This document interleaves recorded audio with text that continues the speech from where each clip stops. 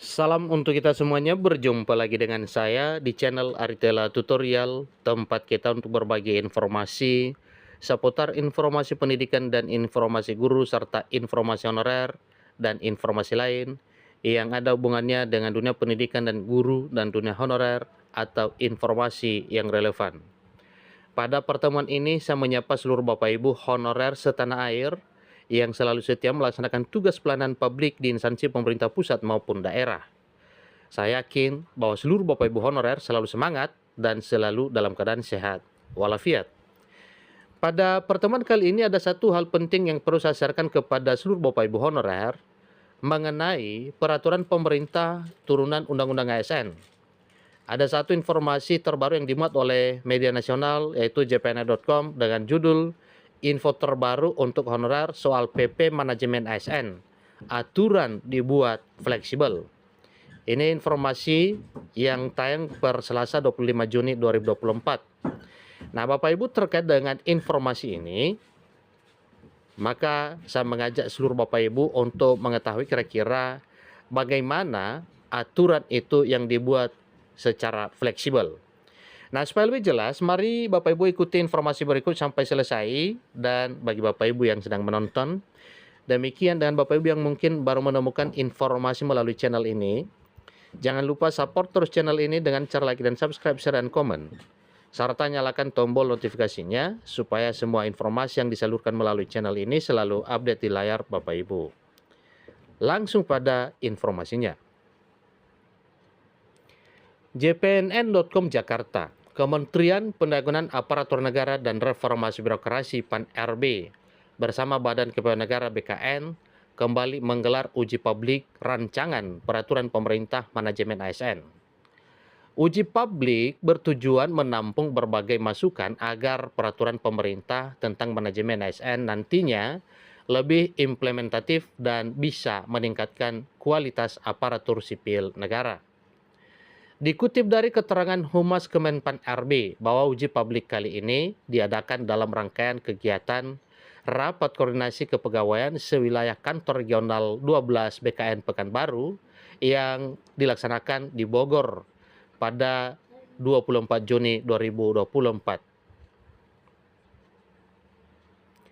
Peserta uji publik PP Manajemen ASN ini antara lain para Kepala BKD dan BKP SDM, segenap pengelola SDM di wilayah kerja Kantor Regional 12 BKN Pekanbaru yang meliputi Provinsi Riau, Kepulauan Riau, Sumatera Barat, dan Jambi.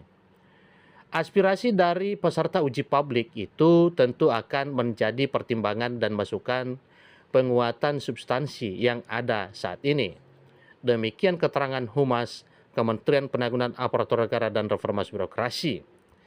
Disebutkan bahwa RPP Manajemen ASN terdiri atas 21 bab dan 312 pasal. Salah satunya mengenai pengembangan kompetensi ASN. Pola pembelajaran ASN nantinya mengutamakan experiential learning seperti magang dan on-the-job training. Sistem pembelajarannya akan dibuat integrate learning. Ini kata Menteri PAN-RB, Abdullah Azwar Anas. Jadi dalam konsep RPP Manajemen ASN, setiap pegawai wajib mengembangkan kompetensi dan instansi wajib mengembangkan budaya belajar.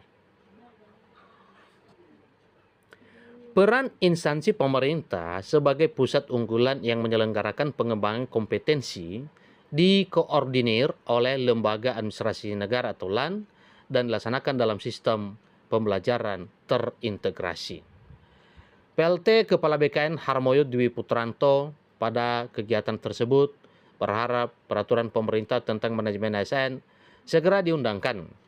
Namun, BKN tetap menampung beragam aspirasi agar RPP ini bisa diterima dan implementatif bagi seluruh pegawai.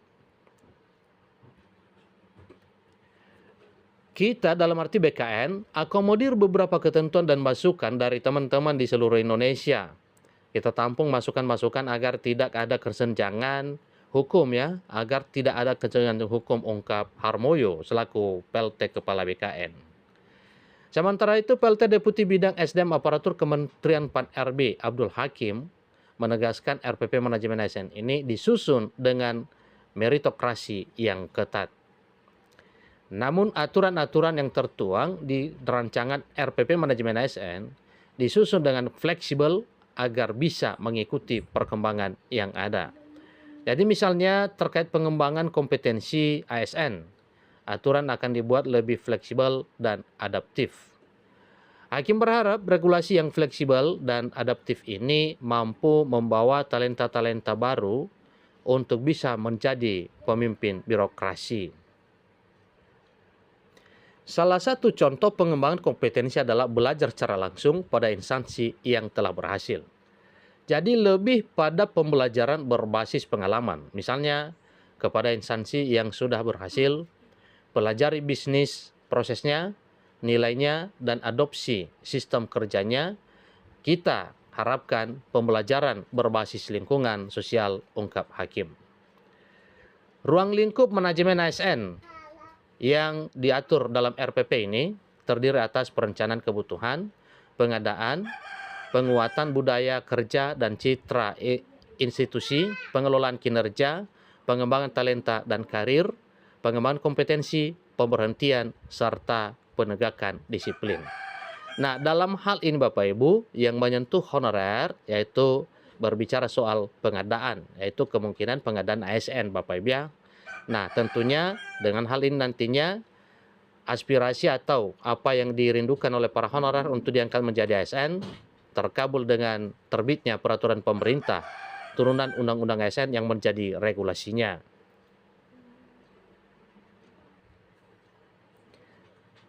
RPP manajemen ASN diharapkan juga mampu memecahkan persoalan yang saat ini masih ada. Jadi salah satunya yakni ketimpangan talenta, pengelolaan, kompetensi, termasuk kesejahteraan ASN di pusat dan daerah. Perlu diketahui bahwa jutaan tenaga honorer sedang menunggu peraturan pemerintah tentang manajemen aparatur sipil negara yang juga mengatur tentang penataan honorer non-ASN bisa segera terbit. Jadi semoga sesuai harapan Bapak Ibu ya, ketika nantinya peraturan pemerintah tentang manajemen ASN setelah terbit, maka harapan seluruh honorer bisa terkabul ya. Karena salah satunya yang ada harapan dalam Undang-Undang ASN yaitu mengenai penataan. Maka dalam RPP manajemen ASN ini nantinya diterbitkan dengan tentunya salah satu aplikasinya yaitu penataan honorer yang telah disampaikan sebelumnya paling lama Desember 2024. Penataan yang dimaksud yaitu verifikasi dan validasi dan pengangkatan menjadi ASN P3K. Demikian, sampai ketemu informasi berikutnya. Terima kasih.